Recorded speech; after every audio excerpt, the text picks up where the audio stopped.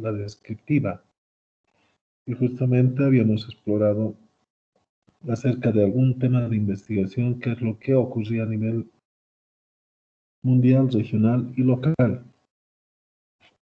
De esa manera hemos podido identificar varias poblaciones, varios grupos de empresas, instituciones o también personas, ¿no?, que estaban relacionadas de alguna manera con el tema y el objeto de estudio. Eso nos ha permitido también identificar la población beneficiada, esa población objetivo para el proyecto de investigación.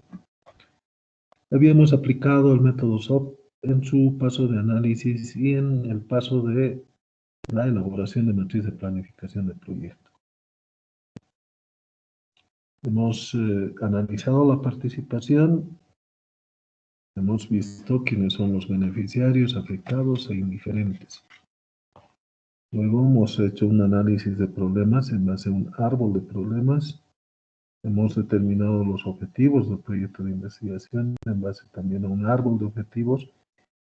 Y para ello también hemos aplicado el análisis de alternativas, visualizando algunas alternativas que fueran más eficientes, ¿no?, en base a los objetivos planteados para el proyecto.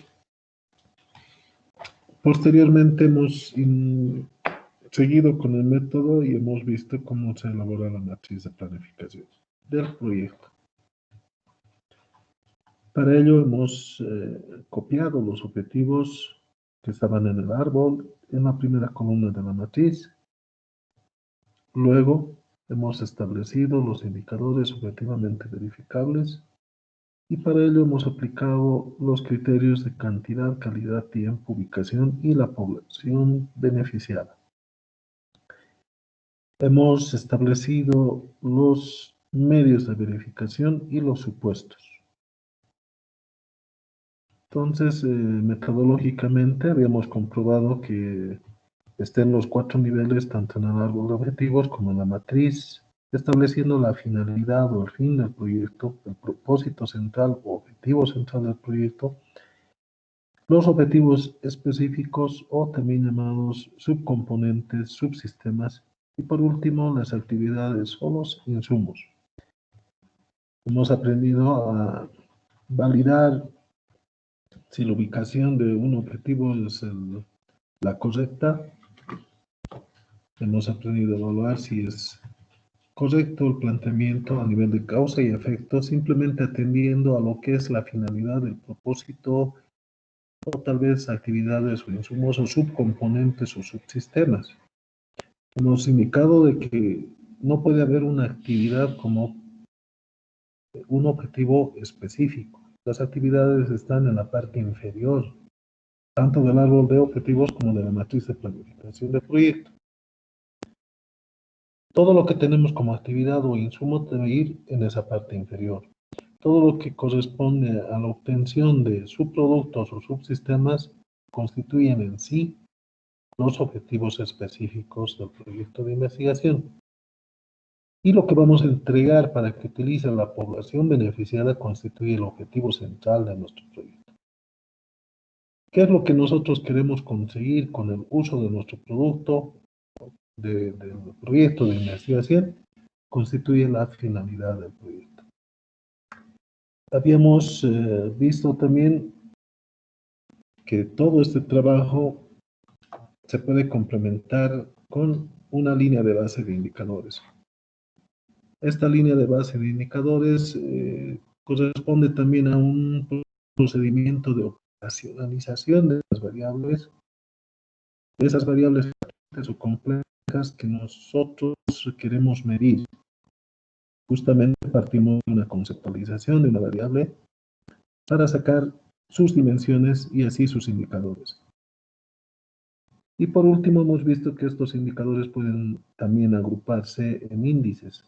Y estos índices también pueden basarse en teorías.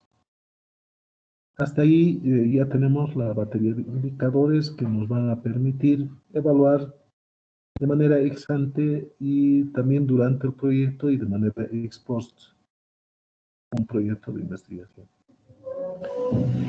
Hasta este hemos visto todo de manera general en lo cuanto a proyectos se refiere. Y ahora vamos a introducirnos más en lo que es la investigación científica. Y como les había mencionado al principio de la materia, primero vemos lo de proyectos en general y ahora vamos a entrar a lo de proyectos de investigación de manera particular. ¿Cuál es el tronco común? Es todo lo que es proyectos. Y ahí lo que nos falta es la parte de hipótesis, que es el núcleo del proceso de la investigación científica, ¿verdad? Entonces, en esta clase vamos a abordar lo que es la hipótesis. ¿Se entiende? ¿Se ha entendido qué parte no han entendido a nivel de repaso, por favor?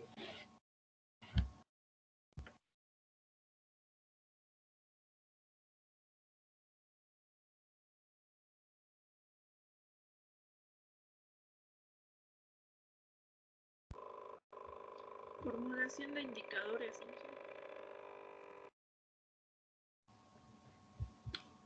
Más fuerte, por favor, puedes repetir. No sé si tiene alguna consulta, Milenka. Inge, en la formulación de indicadores, Sí, dígame en la formulación de indicadores qué.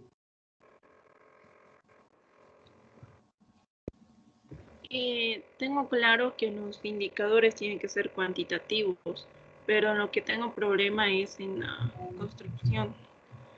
Se parte del objetivo central y objetivo específico, pero no sé cómo desarrollar un indicador. Es de acuerdo a la teoría, de acuerdo a lo que usted vaya a conceptualizar y operacionalizar esa variable que usted quiere medir. Ese procedimiento ya lo hemos mostrado como ejemplo, ¿no? Pero en esta clase también vamos a ver otro ejemplo, ¿ya? Si no hay más consultas, por favor, entramos en materia. Permítanme compartirles la pantalla para arrancar con el desarrollo de la clase. Ya se ve, ¿verdad?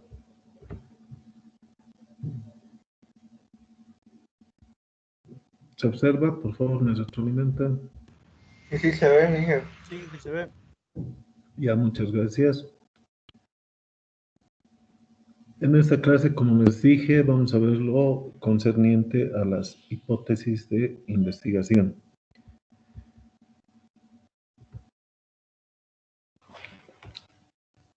¿Qué es una hipótesis? Es simplemente un supuesto sujeto a comprobación. Un supuesto sujeto a comprobación. Es cualquier cosa que nosotros dudemos y que debemos comprobar si es verdadero o falso. ¿Y en qué medida es verdadero o en qué medida es falso?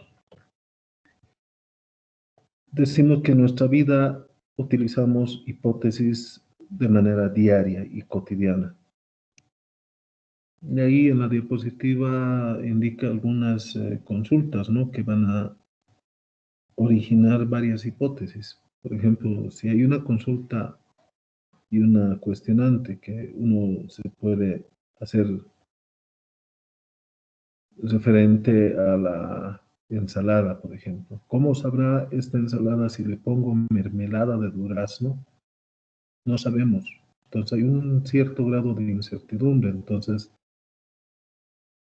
hay unas hipótesis ligadas a esta consulta. Una hipótesis es que seguro que con mermelada es exquisita. Entonces estamos asumiendo que es exquisita la ensalada con mermelada. Constituye una hipótesis, ¿por qué? Porque existe esa incertidumbre y hay que comprobar si es verdad o es falso.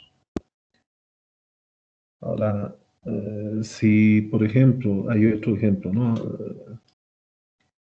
Si uno está pensando invitar a otra persona a ir al cine, ¿no? La consulta se molestará si le invito a salir al cine, origina también otra hipótesis, ¿no? No se molestará si le invito a ir al cine. ¿Por qué constituye esta afirmación una hipótesis? Porque no se sabe si es verdadero o falso y hay que comprobarlo. ¿Sí? Entonces decimos que la hipótesis es la respuesta o la explicación tentativa al problema que planteaste o dada la interrogación que tú planteaste. Lo que quiere decir que si conoces que dicha afirmación es verdadera o falsa, porque tienes argumentos o fundamentos al respecto, ya no se trata de una hipótesis, sino de una afirmación. Entonces, ese es el error que cometen todos los que plantean su tesis de investigación a nivel de trabajo de grado. La hipótesis debe ser un supuesto sujeto a comprobación, no puede ser una afirmación tácita y una afirmación ya conocida. Por ejemplo, si alguien dice el cielo es azul, ¿será una hipótesis? No, No es. ¿Por qué no, señor? A ver. porque no, no está haciendo algo. ¿Cómo? No presenta incertidumbre y es una verdad, es una cuestión verdadera, ¿no? Sí. Entonces, todo lo que es una afirmación y se sabe que es verdadero o se sabe que es falso, no constituye una hipótesis. A ver, otro ejemplo. En el espacio no existe vida. No es hipótesis. No es. ¿Por qué no? Eh, no presenta incertidumbre. ¿Por qué no? Por favor, Para respóndame. hipótesis, Puede no ser podría ser. cierto, Que no se tiene una no se tiene Más fuerte, una por favor. afirmación exacta. No existe incertidumbre. Más fuerte que no lo escucho. No existe incertidumbre. No es algo que podamos responder. No es algo que podemos afirmar y En el espacio exterior a la Tierra, en el espacio, no existe vida. Para que sea hipótesis tendríamos que preguntarnos. ¿Sí? No necesariamente. De la pregunta sale una hipótesis, ¿no? Podríamos hacer la consulta, ¿existe vida en el espacio? Entonces, en el espacio estamos diciendo, no en otros planetas. Eso sería una hipótesis. Entonces, esa pregunta, ¿existirá vida en el espacio? Bueno, la respuesta, no existe vida en el espacio, es una hipótesis, ¿no? Pero esa hipótesis, si algún investigador dice, bueno, pues en el espacio no existe vida, ¿es una verdad o es una falsedad? ¿O es una incertidumbre? Incertidumbre. Incertidumbre. Y A ver, una pregunta. piensen bien, porque se sabe que en el espacio no hay vida, porque no hay pues oxígeno, ¿no? No hay vida humana. Entonces, eso es una verdad y por lo tanto no constituye una hipótesis, ¿no? Ahora, si nos preguntamos nosotros, ¿no? ¿Existirá vida en otros planetas fuera de la vida, perdón, fuera de la Vía Láctea? Incertidumbre. Puede ser verdad como puede ser falso, ¿no? Entonces, ¿existirá vida en otros planetas? Es lo que se está investigando. Y algunos dicen, sí existe vida en otros planetas, o sí puede existir vida en otros planetas. Eso sí constituye una hipótesis, ¿no? Dígame, alguien quería preguntar algo, por favor. Y existe la hipótesis sobre la, ¿cómo se dice? Sobre una máquina del tiempo y sobre viajar en el futuro. O sea, viajar en el tiempo, a eso me refiero. Algunos dicen que sí, otros dicen que no. Esas son hipótesis, ¿no? Hipótesis que deben ser comprobadas, corroboradas, ¿no? Y eso parte de la teoría de la relatividad y lo que dijo Albert Einstein. Seguramente usted ha investigado de los personajes, ¿no? Y cuando afirmamos que hay partículas que superan a la velocidad de la luz, podemos afirmar que es posible el viaje en el tiempo. Entonces de ahí surgen pues esas hipótesis de que sí se puede viajar a través del tiempo Y fruto de esas hipótesis también viene la imaginación, ¿no? Por eso han, han producido, pues, películas, ¿no? De viaje a través del tiempo, ¿no? Hay varias películas, ¿no?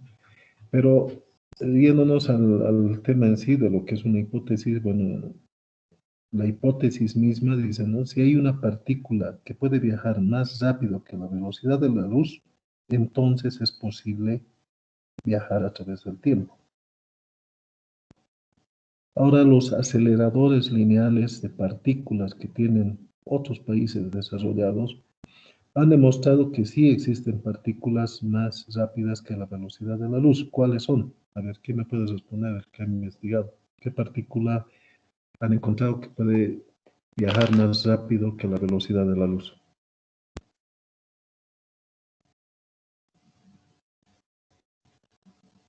Han descubierto justamente que el neutrino es el que tiene una velocidad superior a la velocidad de la luz, ¿verdad? Entonces, si bien existe la partícula que puede viajar más rápido, todavía sigue siendo una incertidumbre si el hombre puede viajar a través del tiempo. Lo mismo que el agujero negro, ¿no? Que es posible no solamente viajar a través del tiempo, sino entrar en otras dimensiones, ¿no? A través justamente de la energía que canaliza un agujero negro. Pero eso es una hipótesis, porque nadie lo ha podido corroborar y comprobar. Ya, está bien, muchas gracias por el ejemplo. ¿Alguien más quiere participar, por favor?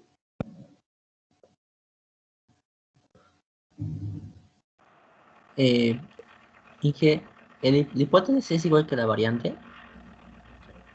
La hipótesis tiene un conjunto de variables. Ya lo vamos a ver en un ejemplo ahora mismo.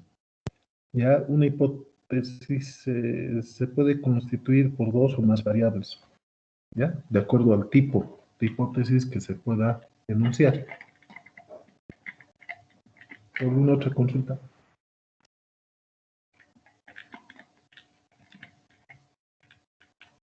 Bueno, sigamos por favor con el avance. ¿Qué características debe tener esta hipótesis? Primero, deben referirse a situaciones sociales reales o a situaciones del mundo real. Ejemplo, a mayor satisfacción laboral, mayor productividad. Los términos, y lo que decía, ¿no? Puede ser una variable o más variables, sí. Los términos o las variables de las hipótesis tienen que ser comprensibles, precisas o lo más concretas posible. La relación entre las variables debe ser lógica. Debe estar claro cómo se están relacionando las variables entre sí dentro de una hipótesis. Los términos de la hipótesis y la relación planteada deben poder ser observados y medidos. Las hipótesis deben estar relacionadas con técnicas disponibles para probarlas. Esas son características, ¿no? ¿Qué tipos de hipótesis tenemos? Tenemos en primer lugar las hipótesis de investigación. Es la que ustedes van a manejar en sus trabajos de grado en el último semestre de su carrera. Las hipótesis de investigación se refieren a todo lo expuesto en lo que hemos ido hablando, incluyendo las 5 anteriores. Dame un minutito, por favor.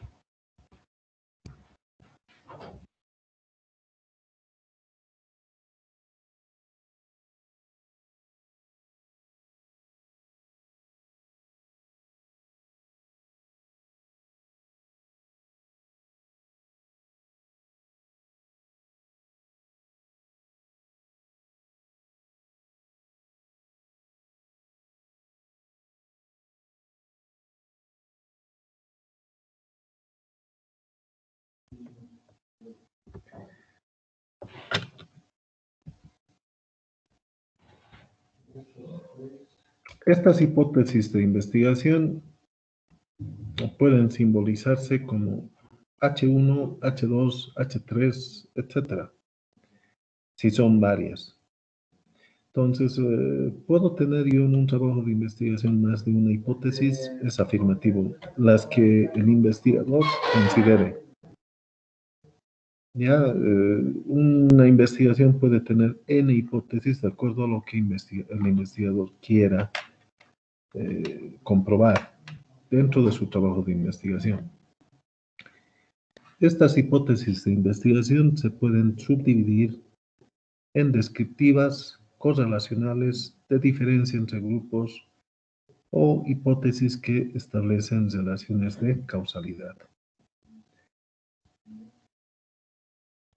Veamos las primeras. ¿Qué son las hipótesis de investigación descriptivas? Como el nombre lo indica, describen un hecho real. Un ejemplo, los alumnos de tercero de primaria obtendrán una calificación entre 60 y 70 en el primer periodo de la aplicación del programa educativo. Entonces vemos que cumple con las características este ejemplo de lo que es una hipótesis de investigación. Primero, es un supuesto sujeto a comprobación, sí. No se sabe si obtendrán una calificación entre 60 o 70, inferior o superior, pero lo que estamos afirmando con la hipótesis es que van a obtener una calificación entre 60 y 70, y eso es lo que hay que comprobar. No siempre se utilizan en estudios descriptivos estas hipótesis, sino también en otro tipo de estudios, ¿no? Ya vamos a hablar nuevamente de los 10 holotipos dentro de la holística que corresponden a los niveles de investigación. Eso lo vamos a ver posteriormente. Ahí vamos a ver que esta parte del estudio descriptivo es una parte inicial de la investigación porque tenemos 10 niveles, ¿no? Está la parte exploratoria, está la descriptiva, que sería el segundo nivel, está la analítica, la comparativa, la explicativa, la predictiva, la prospectiva, la propositiva, la verificativa, etcétera, ¿no? Entonces, eso lo vamos a ver después. Solamente les menciono que lo descriptivo es un segundo nivel inicial que viene después de la exploración. Ustedes cuando han hecho la descripción, primero han hecho una exploración de lo que ocurre a nivel mundial, regional y local, y han ido describiendo este tipo de entornos, han ido describiendo esas poblaciones objetivo en su trabajo que han ido presentado hasta este momento, ¿verdad? Entonces, ¿qué pasa si yo tengo un estudio o un proyecto de investigación a nivel propositivo? No por el hecho de que sea propositivo, yo voy a dejar de lado una hipótesis de investigación descriptiva, sino también la voy a utilizar, ¿no? Pero ese estudio va a ser propositivo. Es por eso que nosotros decimos que no siempre se utilizan en estudios descriptivos, sino puede ser de mayor nivel de investigación. Y ese ejemplo les doy, el tema del propositivo, cuando ustedes proponen algo en su tesis de investigación, van a utilizar ya de por sí una hipótesis que puede ser descriptiva, pero el nivel del estudio es propositivo.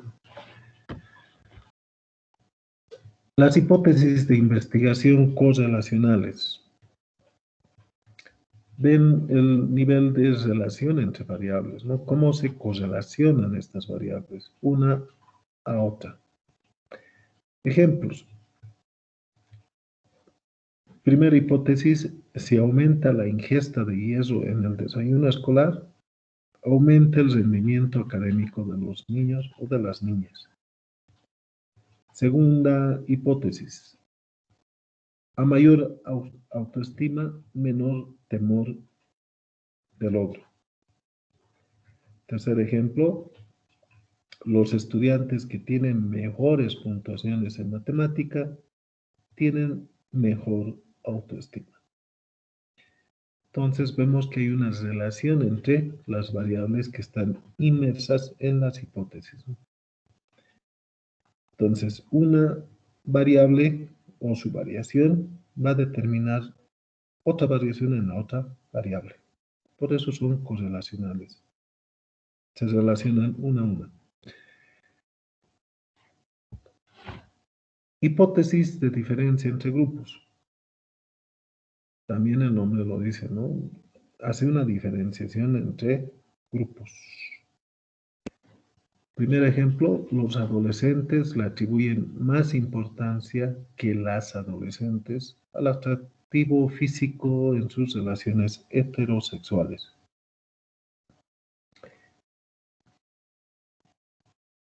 En otras palabras, los varones le atribuyen más importancia al tema físico que las mujeres, ¿no?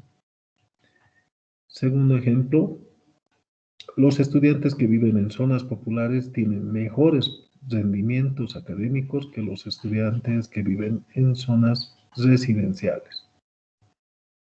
Y eso hay que comprobar, ¿no? No son afirmaciones, sino son hipótesis. Hay que comprobar para ver si es cierto o es falso. Luego están las hipótesis que establecen relaciones de causalidad. Ejemplo, la desintegración familiar provoca baja autoestima en los hijos.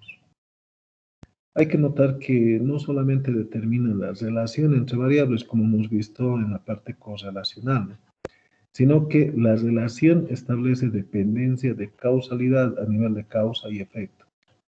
Entonces está marcada la relación a nivel de causa y efecto entre una variable y la otra. Una es causa de la otra variable, ¿no?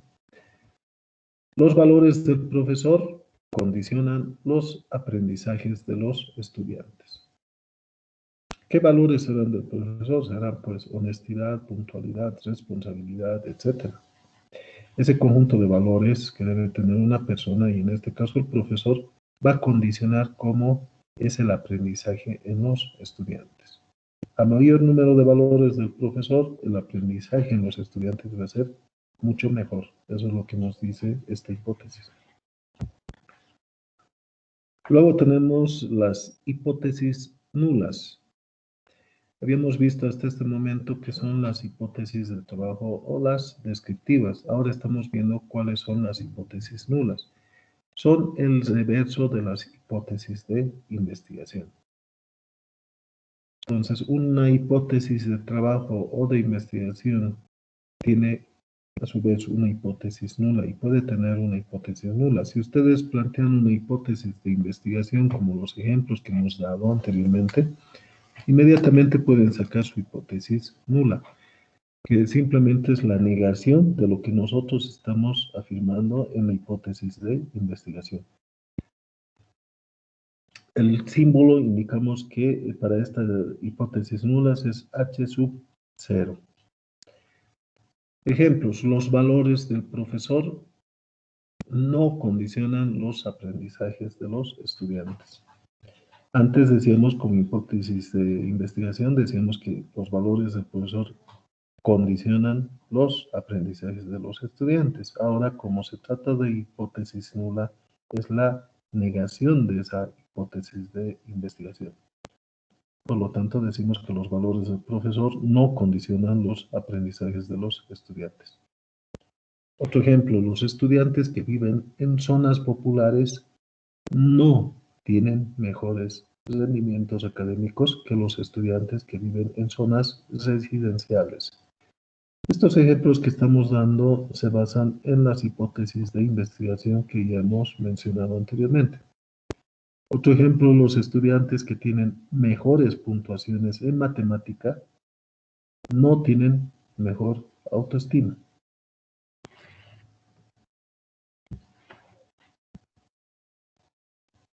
Hipótesis alternativas. Decimos que son posibilidades ante la hipótesis de investigación o la hipótesis nula. ¿Cómo se simboliza con H sub A? Solo se formulan cuando realmente hay posibilidad adicional a dichas hipótesis. Ejemplos. Dado los ejemplos nuevamente citados anteriormente, acá vamos a mencionar algunos, ¿no? Los estudiantes obtendrán 60 puntos en el primer trimestre de aplicación del proyecto. Constituyen nuestra hipótesis de investigación, que simbolizamos como H sub 1. ¿Cuál es la hipótesis nula, dada esta hipótesis de investigación? El enunciado de esta hipótesis nula es la siguiente. Los estudiantes no obtendrán 60 puntos en el primer trimestre de aplicación del proyecto. Entonces ya tenemos hasta ahí una hipótesis de investigación y tenemos acá su hipótesis nula, simplemente negando lo anterior, ¿no?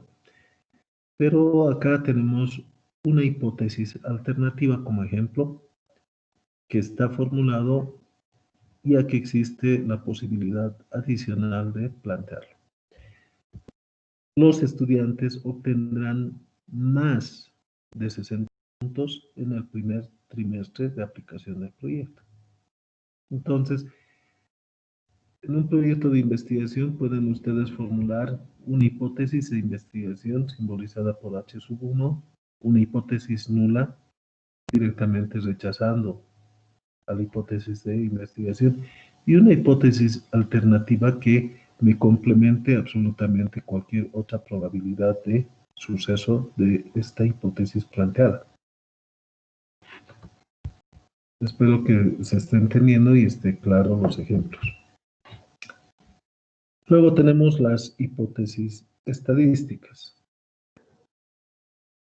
que simplemente son la transformación de las hipótesis de investigación o nulas o alternativas que hemos visto en símbolos estadísticos. Entonces, ustedes aplican los símbolos estadísticos a los tres tipos de hipótesis que hemos visto y ya tienen hipótesis estadísticas. Entonces, es simplemente simbología, ¿no?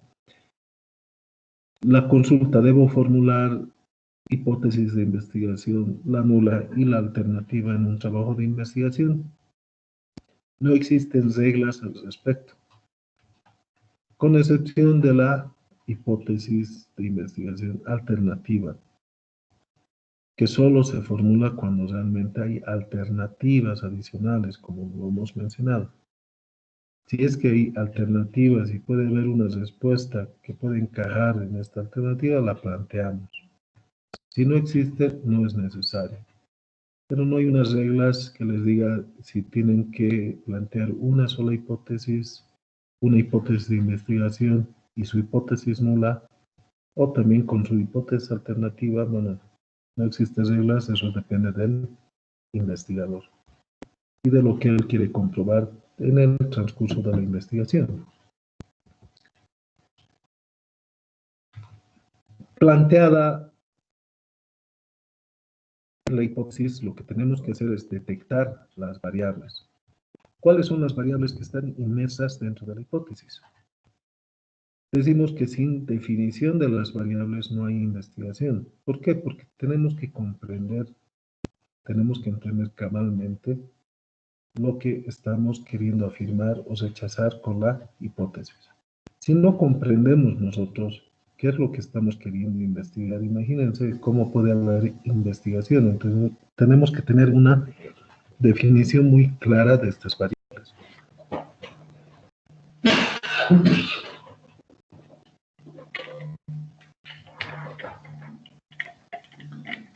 ¿Qué propiedades tienen estas variables? Estas variables que tienen ahí, las hipótesis, ¿qué propiedades tendrán? Decimos que en general deben ser esas características observables, que se puedan verificar, que se puedan medir, ¿no? De manera directa o a través de sus indicadores. Y hemos hablado del proceso de operacionalización de variables, ¿verdad? Entonces acá las hipótesis tienen variables. ¿Y qué tenemos que hacer? Lo mismo. Tenemos que conceptualizar para entender muy bien qué es lo que representa esa variable y después tenemos que operacionalizar. Tenemos que sacar sus dimensiones y sus indicadores. Por eso mencionamos esto, ¿no? Que son características observables, ya sea de modo directo. ¿De modo directo cuándo? Cuando son variables simples, y de manera también operacionalizada cuando se trata de variables complejas o latentes. Cuando es una variable compleja o latente, hacemos el proceso de conceptualización para sacar las dimensiones y los indicadores. Y de esa manera obtener variables simples que se puedan observar o medir. Y eso constituyen también los indicadores. Son un tipo de variables que son simples, que ya nos permiten observar y medir, ¿verdad? Por eso mencionamos lo que está en el inciso A. Decimos que son susceptibles de cambio o variación en relación a sí misma. Es obvio, ¿no? Porque son variables y tienen un comportamiento dinámico, no tienen el mismo valor a través del tiempo. Entonces, esa característica de ser dinámica permite pues que vayan adoptando diferentes valores a través del tiempo. O también en relación a otras variables o en relación al tiempo, como explicaba. Son susceptibles de observación, medición e interpretación. Tenemos que poder observar, medir e interpretar en base al comportamiento que tenga esa variable. Son procesos que pueden expresarse en diferentes valores, categorías, niveles, tipos o frecuencias de variación. Primero hay que ir a la pregunta de investigación. Entonces, normalmente la metodología de investigación científica comienza con una pregunta, ¿verdad? Esa pregunta va a dar origen a la hipótesis y por lo tanto va a dar origen también a las variables que van a estar inmersas en la hipótesis. Un ejemplo, los procesos pedagógicos que siguen los niños de 7 a 8 años de la unidad educativa del ejército estimulan su desarrollo cognitivo. Entonces, dada la pregunta de investigación, se debe definir estos aspectos. Dada esa consulta, esa pregunta de investigación, ¿cuál es el tipo de investigación? Es un estudio exploratorio, descriptivo, analítico, comparativo, explicativo, propositivo, predictivo, propositivo, verificativo, evaluativo, etc.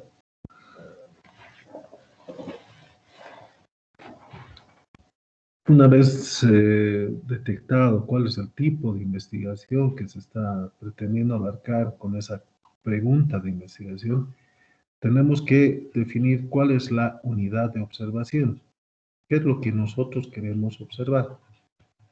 Dado el ejemplo, el tipo de investigación es un estudio descriptivo. Estamos queriendo describir. La unidad de observación constituye los niños de 7 a 8 años. ¿Y cuáles son las variables? La primera variable son justamente los procesos pedagógicos. Y la segunda es el desarrollo cognitivo. Entonces, identifico qué variables están inmersas en el planteamiento de la pregunta de investigación. Y por último está el objeto de estudio. ¿Cuál es el objeto de estudio? Es justamente el desarrollo cognitivo de los niños entre 7 a 8 años y de acuerdo a los procesos pedagógicos que los siguen, ¿no? Otro ejemplo, una pregunta de investigación. ¿Existirá relación entre la autovaloración y la aceptación del embarazo en jóvenes embarazadas de 15 a 25 años? Tipo de investigación, vemos que es un estudio correlacional. Ven la relación entre variables, ¿no? Es correlacional. Unidad de observación, jóvenes embarazadas de 15 a 25 años. ¿Cuáles son las variables? Autovaloración, por una parte, y la aceptación del embarazo por otra. Entonces, identifico las dos variables. ¿Y cuál es el objeto de estudio? La relación entre autovaloración y aceptación del embarazo.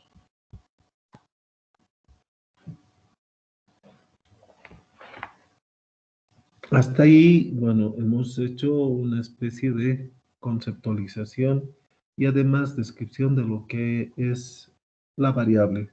Y estamos identificando estas variables, ¿no? En función también a la definición de el tipo de investigación, la unidad de observación, las variables y el objeto de estudio. Pero dadas las variables que ya estamos identificando, tenemos que pasar a operacionalizar las variables. ¿Cuándo operacionalizo las variables?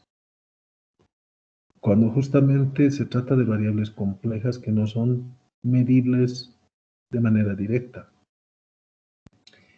Y para operacionalizar las variables, como ya hemos visto anteriormente, tenemos que primero conceptualizar la variable y después decir operacionalizarla. Por eso mencionamos que consta de dos partes, la definición conceptual y la definición operacional. ¿Por qué definimos una variable? ¿Por qué hacemos la parte de la definición conceptual? Primero, para compartir el mismo significado.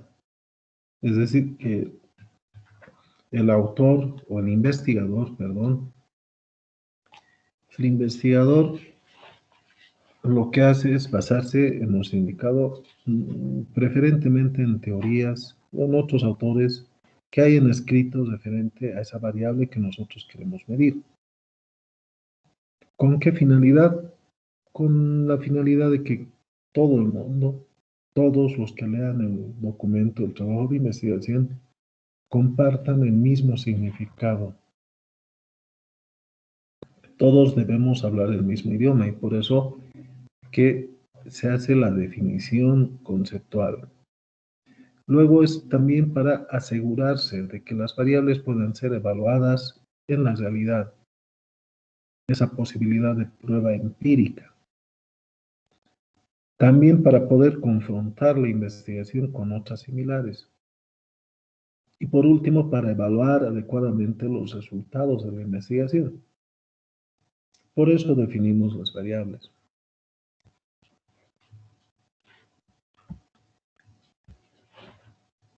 La definición conceptual permitirá que todos los que se encuentren con el estudio entiendan lo mismo que el investigador entiende.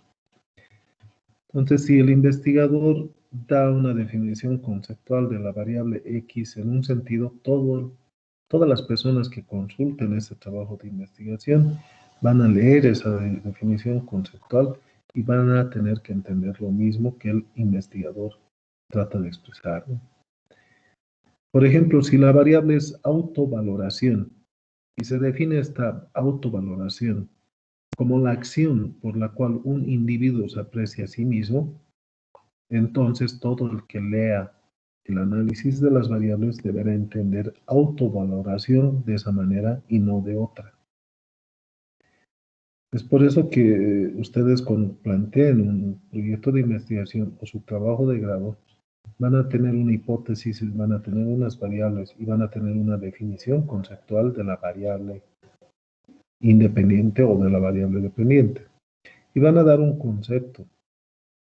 Esa definición conceptual va a indicar a qué se refiere esa variable. Entonces, todas las personas que consulten su trabajo de investigación, su tesis, deben entender a esa variable como tal, como lo que expresan ustedes como autores.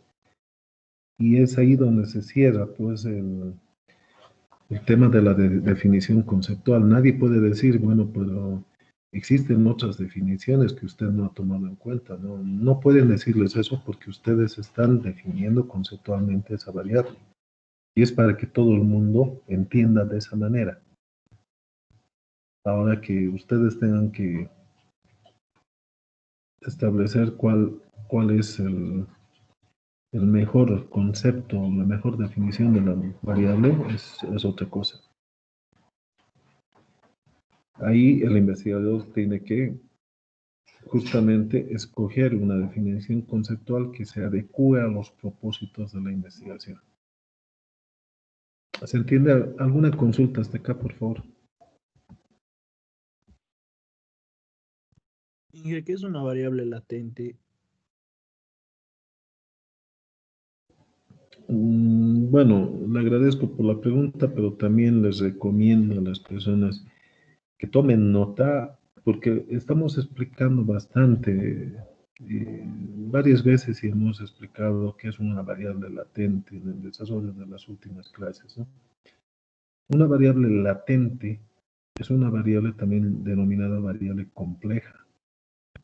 Una variable que no se la puede medir de manera directa, que necesita ser conceptualizada y operacionalizada para poderse medir, para poder encontrar datos acerca de esa variable. Por eso se llama variable latente o compleja. Esa es una variable latente o compleja, señor, aquella que necesita ser operacionalizada para poderse medir. ¿Estamos? ¿Alguna otra consulta? ¿Se entiende por qué hacemos una definición conceptual? Es para que todo el mundo entienda lo que el autor, el investigador en este caso, quiere que todo el mundo adopte y entienda referente a esa variable durante todo el trabajo de investigación. ¿Se entiende? ¿Nadie más tiene consultas?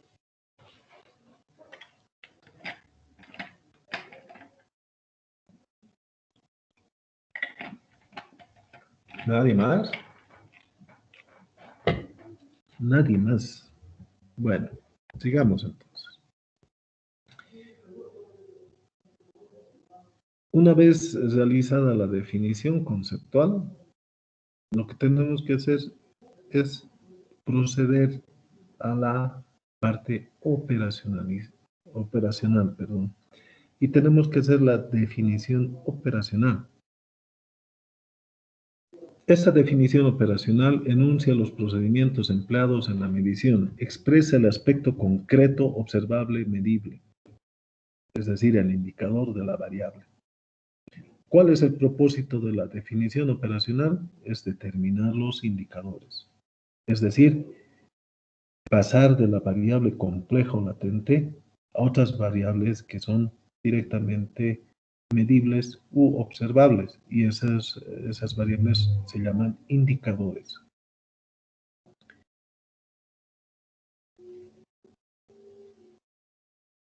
Definen también las acciones con las que se va a medir la variable. Entonces, si estamos encontrando indicadores, tenemos que ver qué acciones necesitamos para medir esas variables, ¿no? Entonces, los indicadores ya de por sí, en la parte del establecimiento, nos permiten definir cuál es el método de cálculo, como hemos visto también en la última clase, ¿verdad?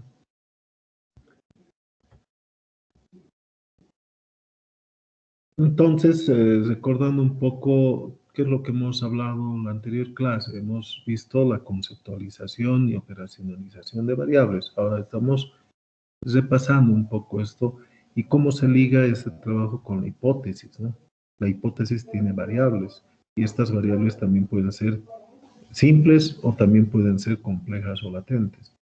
Cuando tenemos variables simples, la observación es directa. Hemos dicho, por ejemplo, la edad, el sexo.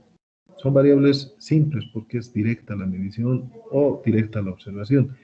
Pero el tema de la pobreza, la salud, etcétera, son variables complejas o latentes que necesitan ser operacionalizadas para poder medir, ¿no?, lo que nosotros queremos dentro de la investigación. Hemos visto anteriormente el tema de pobreza, que tiene que ver con otros indicadores, ¿no? Pero esos indicadores salen a través de las dimensiones. Entonces, recordando un poco y ampliando lo que habíamos hablado, tenemos este cuadro que está más completo en la parte de operacionalización de las variables. Sabemos que la variable que vamos a operacionalizar es esta de acá. Vamos a colocar en esta columna, donde dice variable, va a estar la variable compleja o latente. Esta variable tiene que ser conceptualizada y del concepto que demos o encontremos de esta variable de acuerdo a cierta teoría, ¿no? Como hemos visto de la pobreza, hemos sacado de CEPAL del año 2000 y pico, ¿no? ¿Se acuerdan, no? Entonces, del concepto de la CEPAL de pobreza hemos sacado primero las dimensiones, que son los aspectos más importantes de esa variable. Hemos visto salud, educación, alimentación, etcétera. Y luego de estas dimensiones ya salen los indicadores, ¿no? Que ya son variables que son observables y medibles de manera directa. Ahora, ¿qué pasa con los indicadores? Hasta ahí me han entendido perfectamente. ¿Estos indicadores pueden dar lugar a índices? Sí. Entonces, ¿dónde están los índices? Están acá. Que también pueden derivar de cierta teoría, ¿no? Como el índice de desarrollo humano. No puede derivar de una teoría. Pero acá vemos otros componentes, que son los medidores y que son las escalas. Entonces, estamos complementando ya con estas columnas lo que anteriormente habíamos practicado. Y por último tenemos un tercer campo que se añade a lo que ya habíamos hecho, que es el instrumento. ¿Con qué vamos a recolectar los datos de esta variable?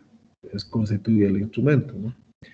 Entonces vamos viendo, por favor, uno a uno, cuáles son los elementos de esta nueva tabla. Variable. Se la define conceptualmente. Primero hay que hacer la definición conceptual, apoyándose en una teoría. Se expresan los rasgos principales que representa en la realidad. Esta definición debe permitir comprender la variable. Entonces, dentro de esta conceptualización hay unos rasgos principales que van a dar origen a las dimensiones, ¿no? ¿Qué son las dimensiones? Son los aspectos o esferas, son áreas, niveles, formas o características generales que conforman la variable y son susceptibles de ser estudiadas. Recuerden, son aspectos o esferas, ¿no? Áreas, niveles, formas o características generales que están inmersas en la conceptualización de la variable. Y luego tenemos, fruto de las dimensiones, tenemos los indicadores, que ya constituyen atributos o aspectos empíricos que expresan de manera concreta las variaciones de la variable a través de sus dimensiones.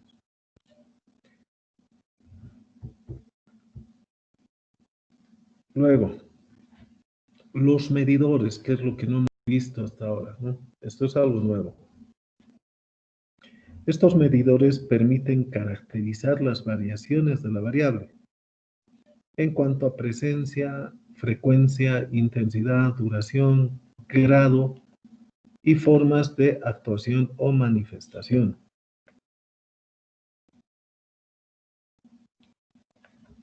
Entonces, eso es lo que vamos a colocar debajo de medidores, ¿no? Repitiendo, frecuencia, presencia, intensidad, duración, grado o formas de actuación o manifestación. Luego tenemos la escala. Son los grados o valores que pueden adoptar esas variables. ¿Qué tipos de escala tenemos? Tenemos la escala nominal, ordinal, de intervalo y de razón. Nominal simplemente distinguen categorías sin implicar orden. Puede ser, por ejemplo, femenino, masculino, ¿no? Una escala nominal. No interesa acá el orden, puede ir masculino arriba, femenino abajo o tal como está acá. En la escala ordinal sí interesa el orden, implica orden entre sus categorías. Por eso tenemos primero, segundo, tercero, etc. Luego tenemos una escala de intervalo. Implican orden y además grados de distancia iguales. Este orden no tiene origen natural, sino convencional. Supone una unidad de medición, lo que nosotros llamamos en estadística, ¿no? Cuartiles, deciles, percentiles, etc. Y por último tenemos las escalas de razón. que implican clasificación, orden, distancia y origen único y natural. Están en relación a un punto cero o absoluto y no arbitrario. Esto ya lo deben dominar ustedes, han llevado estadística, me imagino, ¿no? Luego tenemos el índice. Hemos visto ya anteriormente que puede agrupar una medida común o es la agrupación de varios indicadores. Se la define como la suma o el promedio de dos o más números, pero el índice normalmente está relacionado a los indicadores obtenidos anteriormente. Por ejemplo, para la variable inteligencia podemos adoptar una escala superior, normal alto, normal o normal bajo. ¿Y cuál es el índice?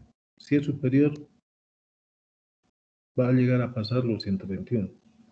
Si es normal alto, entre 111 y 120.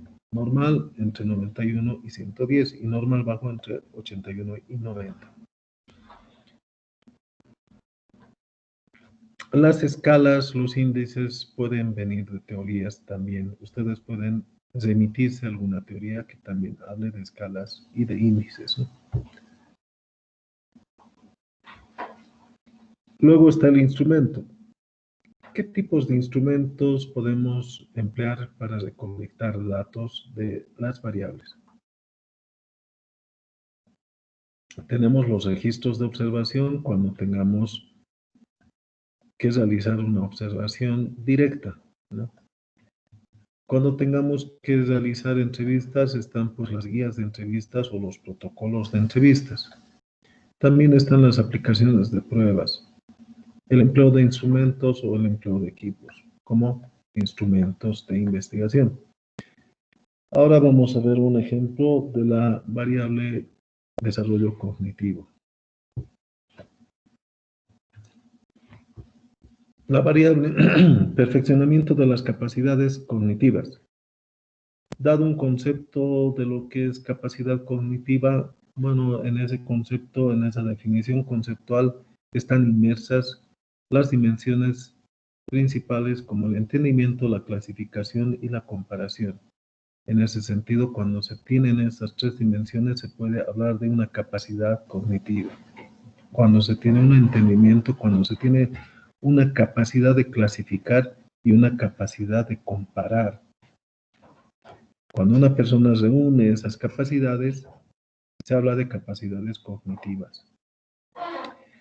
Dadas estas dimensiones, entonces lo que tenemos que hacer es tratar de medir el entendimiento y en base a qué podemos medir este entendimiento en base a estos indicadores, que ya son variables simples y observables. El entendimiento. ¿Cuándo podemos decir que una persona entiende? Cuando comprende conceptos, indicaciones y reglas de juego. Por otra parte, cuando explica significados y además replica las acciones. La parte de comprensión de conceptos, indicaciones o reglas de juego se lo va a medir entre si comprende o no comprende, que son los medidores. Y vamos a aplicar una escala para cuando sea sí, aplicamos el puntaje de 10 y cuando sea no, un puntaje de 0. La parte de explicación de significados, ¿no? Se lo puede medir con estos medidores. Correctamente explica los significados o explica los significados con algunos errores. O en base a esa explicación que da, no es lo que significa. Sus escalas, cuando lo hace correctamente, asignamos un punto de 10. Cuando es con algunos errores, le vamos a poner un puntaje de 7 en esa escala. Y cuando no se haga lo que significa, le vamos a poner 0. Lo vamos a pasar con 0. La réplica de las acciones. Esta réplica de las acciones como indicador va a tener un medidor en base a 3 aspectos. Siempre, a veces y nunca. Cuando sea siempre le damos 10, a veces 7 y nunca el 0. Estamos haciendo los indicadores, estamos estableciendo para la dimensión del entendimiento. Dados los indicadores planteados, sus medidores y sus escalas, podemos agruparlos en un índice.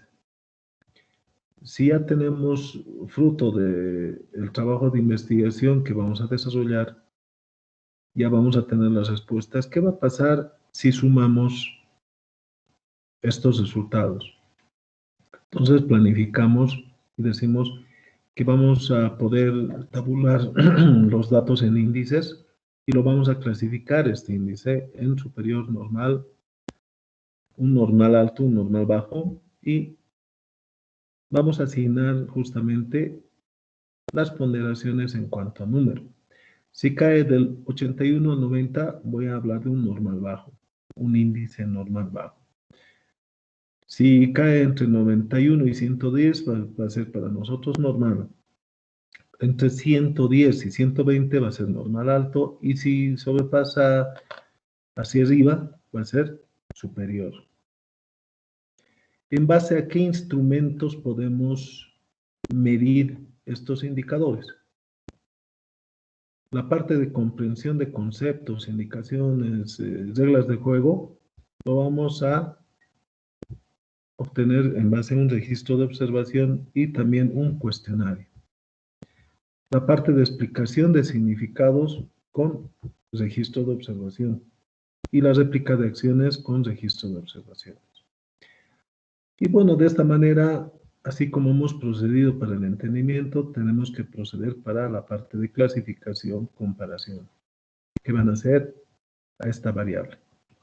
Procedemos de la misma manera. Es así como se aplica esta tabla y cómo se operacionaliza la variable. Preguntas.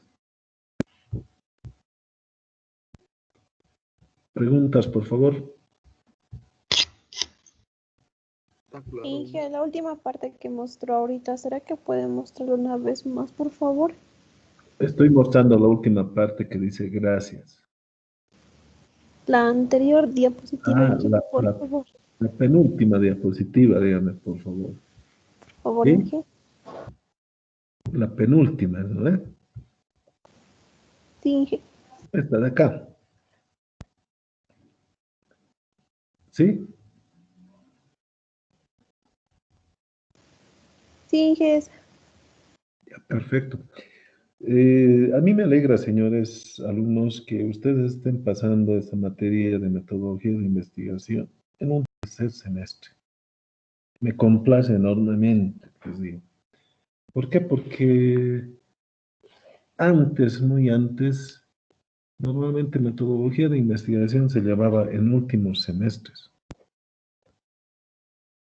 Y normalmente nosotros, bueno, yo egresando de la EMI, normalmente se tenía que plantear el trabajo de investigación, la tesis, el trabajo de grado, una vez egresando de la EMI. No es como ahora que ustedes ya salen con su defensa y con su título, ¿no? Antes uno primero tenía que egresar. Y para egresar recién llevaba la parte de trabajo de grado, metodología de investigación, ¿no? En el último semestre. Pero me complace que ustedes en un tercer semestre ya estén viendo esto. ¿Por qué? Porque les va a ayudar en todas las materias. Ni que decirles en lo que es proyectos y trabajo de grado, que son dos asignaturas posteriores, ¿no? Con la materia que estamos viendo, ustedes no van a tener ninguna dificultad en lo relacionado a las materias como proyectos, trabajo de grado 1, trabajo de grado 2. Y en sí, este es un tema transversal a todas las asignaturas, entonces pueden aplicar todo lo que estamos viendo en cualquier trabajo que les den, en cualquier asignatura de la carrera. Eso es lo de bueno. Preguntas, por favor.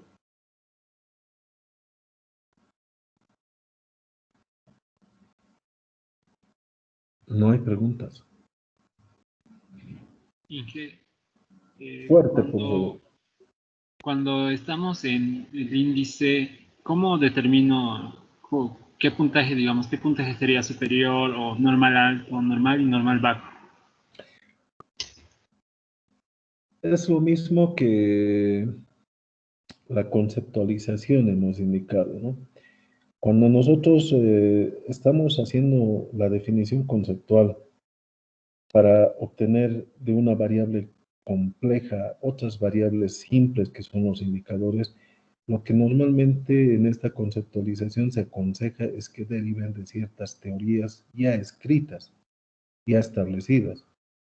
Pero ¿qué pasa cuando no encontramos una teoría establecida para la variable que estoy queriendo medir? Y es algo nuevo, es un tema de investigación nuevo donde no existe suficiente teoría. En esta parte de la definición conceptual ya tendrá que ver el autor mismo basado en otros autores y en otros conceptos. Entonces podemos hacer una referencia a lo que han dicho otros autores y hacer una mezcla, por decirles, rescatando, ¿no? Lo bueno de cada concepto de ciertos autores, ¿no? Entonces yo armo mi propio concepto basado en conceptos de otros autores. ¿Por qué? Porque no he encontrado una teoría o un concepto que se adecue específicamente a mi variable dentro de mi hipótesis de investigación. Y lo mismo ocurre con el índice, ¿no? Cuando también les dije que el índice, ¿no? El índice, estamos hablando de este índice, ¿no? Cuando este índice, bueno, debería el índice, al igual que el concepto de la variable, basarse en teorías o en conceptos existentes. Pero ¿qué pasa si no tenemos una teoría o un concepto que nos hable también del índice, ¿no? Si no tenemos, entonces tenemos que construir nosotros como investigadores nuestro propio índice de acuerdo a lo que nosotros estimemos conveniente.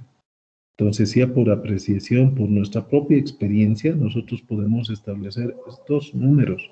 Si no encontramos una teoría específica para la variable que nosotros estamos planteando. Y eso se da normalmente cuando nosotros estamos abarcando un tema demasiado nuevo, un tema de investigación que no lo han desarrollado aún.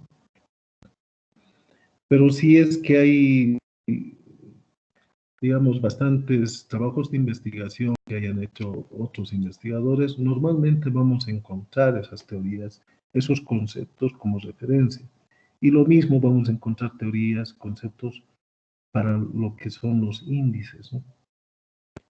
Y repito, cuando el tema es muy nuevo, posiblemente no encuentren ustedes teorías o conceptos de referencia y tengan que ustedes elaborar su propio concepto y su propio índice en base a su experiencia, en base a lo que establezcan algunos conceptos ciertos autores, ¿no? Pero ahí el trabajo es justamente agarrar varios conceptos y ir rescatando de cada uno de los aspectos que me interesen. Me tendré que basar en el concepto de 4 autores para generar mi propio concepto.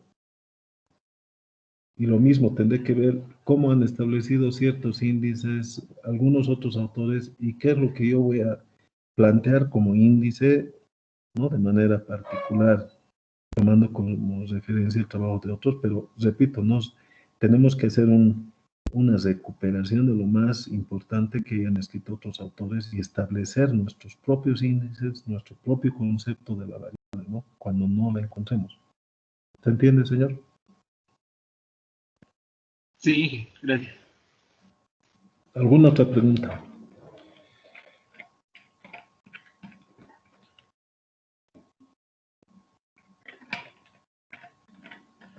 ¿Alguna otra pregunta? ¿No hay? ¿Hasta qué hora tenemos, señores? Hasta las 12 menos cuarto, Inge. Hasta la menos cuarto, Inge, después tenemos 12 materia menos militar. cuarto.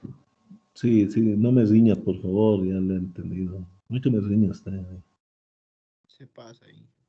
¿Qué es así, mi compañero? Tranquilo, Inge, lo voy a poner en su lugar. Vamos a hacer Póngalo acción en su lugar. comunitaria.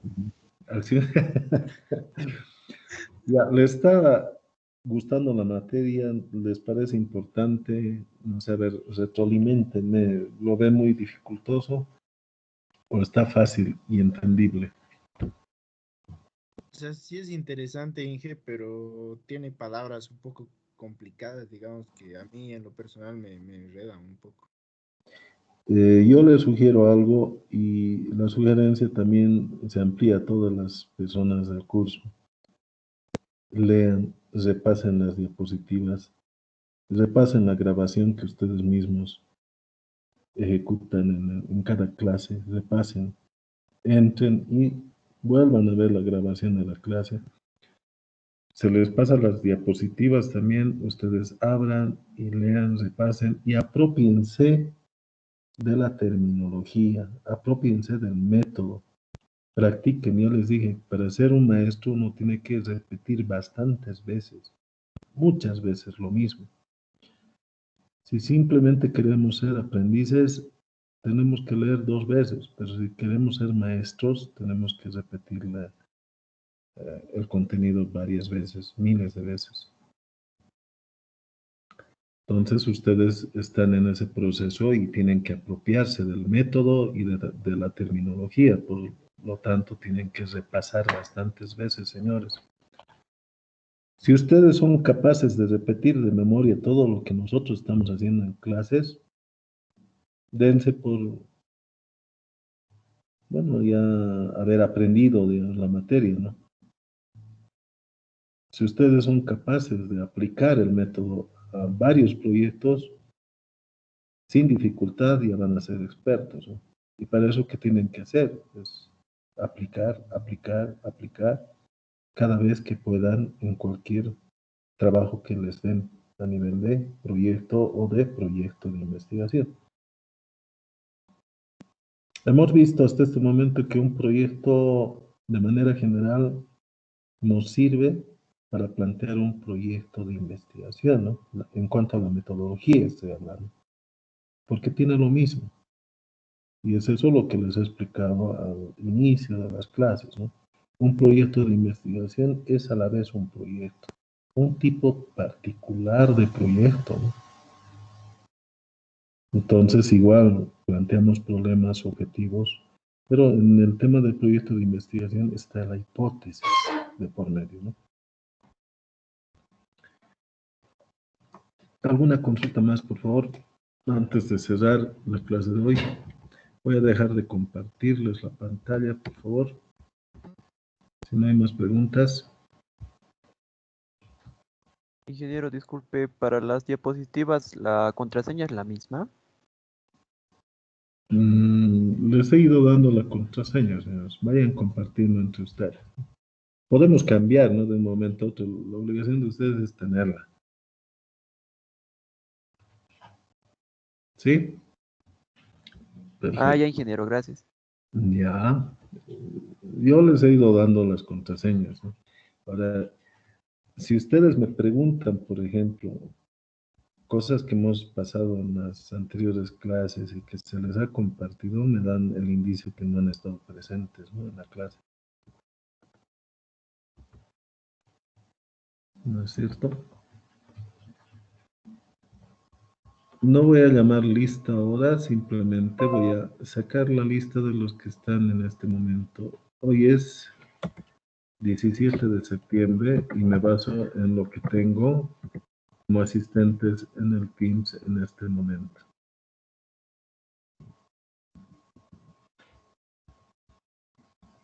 Bueno, permítame un minuto mientras guardo la lista, por favor.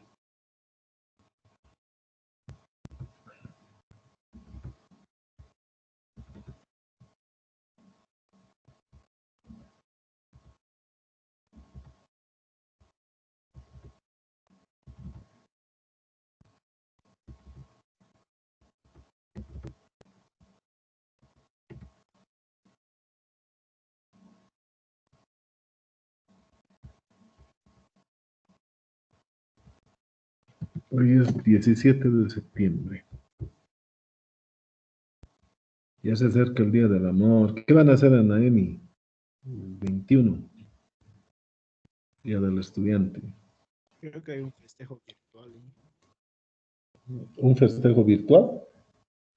He visto ahí concursos de juegos, games.